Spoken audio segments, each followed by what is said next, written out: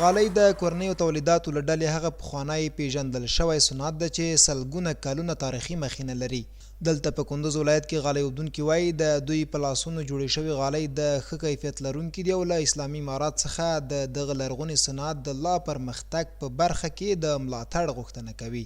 دوی وایي کاروبار یې د پخوا په پرتله ښه شوی او له خلکو غواړي ترڅو د بهرنیو توکو پر ځای له کورنیو تولید شوو توکو ګټه واخلي.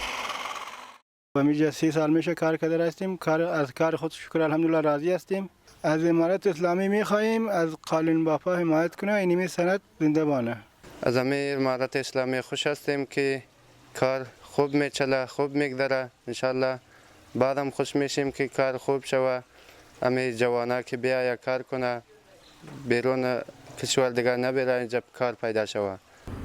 له دې سره هم حاله د کندوز ولایت د صنعت او سوداګرۍ ریاست مسؤلین وایي یا د ادارې په دغه ولایت کې سوداګرو ته د پانګونې ښه زمینه برابره کړې او پر وینا یې چې دغه چاره ورځ تر بلې د ودې په حال کې ده.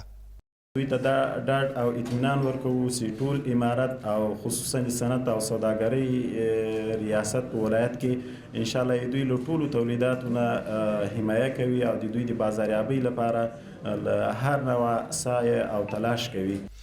په کندوز ولایت کې غالۍ اوبدونکي داسې مهال د خپل کاروبار د ښه کېدو خبر ورکوي چې د اسلامي امارت په واکمنېدو سره د دغه ولایت په مرکز او ولسوالیو کې لسګونه نورو تولیدي کارخونه هم په فعالیت پیل کړی چې له برکته یې زرګونه کسانو ته د کار زمینه هم برابره شوې ده.